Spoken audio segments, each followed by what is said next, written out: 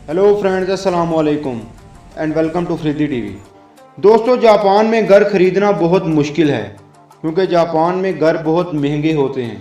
लेकिन क्या आप जानते हैं कि एक ऐसे मुल्क में जहां घर ख़रीदना हर किसी का ख्वाब है, वहां 80 लाख घर खाली पड़े हुए हैं जहां कोई नहीं रहना चाहता।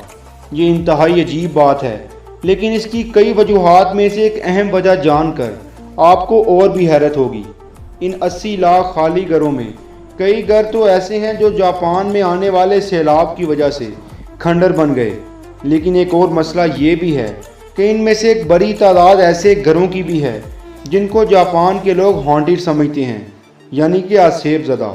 अब ऐसा तो दुनिया में हर जगह होता है, लेकिन जापान में ये एक बहुत बड़ा मसला है।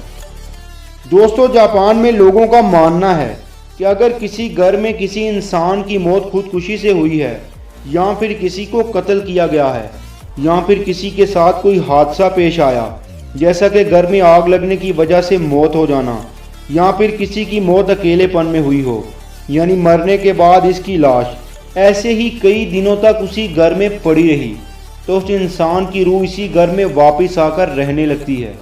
ऐसा जापान के लोगों का मानना है। ना सिर्फ घर बल्कि ऑफिस, रेस्टोरेंट और दूसरी बिल्डिंग्स, हर जगह अगर किसी की ऐसे मौत हो जाए तो इस जगह पर रहने से जापानीज लोग घबराते हैं। दोस्तों, जापान में ये इतना बड़ा मसला है कि ऐसे मकामात को खाली छोड़ दिया जाता है, जैसा कि घर वगैरह।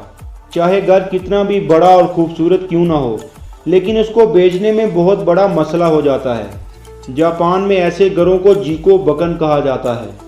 जब कोई आदमी रियल एस्टेट एजेंट के पास घर खरीदने या किराए पर लेने जाता है तो ये कानून में है कि वो रियल एस्टेट एजेंट आदमी को बताए कि ये प्रॉपर्टी जीको बकन है, यानी ये एक ऐसी प्रॉपर्टी है जहां किसी की मौत बहुत तकलीफ में हुई। अगर रियल एस्टेट एजेंट ये बात नहीं बताएगा और ये बात उस आदमी से छुपाएगा तो घर रहने वाले इसके खिलाफ अदालत में केस भी कर सकते हैं। अब आप खुद अंदाज़ा लगाएं कि जापान में ये कितना सीरियस मसला है। अगर आप कोई ऐसा घर खरीद रहे हैं तो आपको अच्छा खासा डिस्काउंट दिया जाता है, जो कि 20% तक हो सकता है, क्योंकि मालिक को पता होता है कि उसके लिए घर बेचना या किराए पर देना डिस्काउंट के बगैर मुमकिन ही नहीं। दोस्तों, ऐसे कई घर जिनको ये लोग आसेब ज़दा समझते हैं, उनकी एक अलग से वेबसाइट भी मौजूद है, जहाँ से आप लोग इन घरों को सस्ते दामों में ले सकते हैं।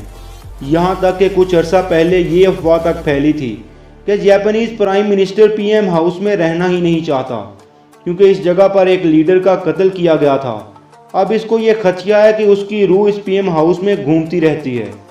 ऐसे घरों को लेने का एक और मसला ये भी है कि अगर आप बैंक से कर्जा लेना चाहते हैं और घर खरीदना चाहते हैं तो बैंक आपको कर्जा देने से भी इनकार कर सकते हैं, या फिर कर्जा आपको बहुत कम मिलेगा क्योंकि आप जीको बकन प्रॉपर्टी खरीद रहे हैं, यानी कि एक आसेब ज़दा प्रॉपर्टी। ऐसे घरों में बाहर से आकर लोग रहते हैं जो जापान में पढ़ने या किसी और काम के लिए आते हैं। यहाँ तक कि अब जापानीज हुकूमत इन घरों को लोगों में फ्री देने का प्लान कर रही है ताकि इन घरों को फिर से किसी तरह आबाद किया जा सके। लेकिन ज़्यादातर लोग ऐसे घरों को शायद फ्री में भी ना लें। ऐसे कई घर 25-25 साल से खाली पड़े हुए हैं।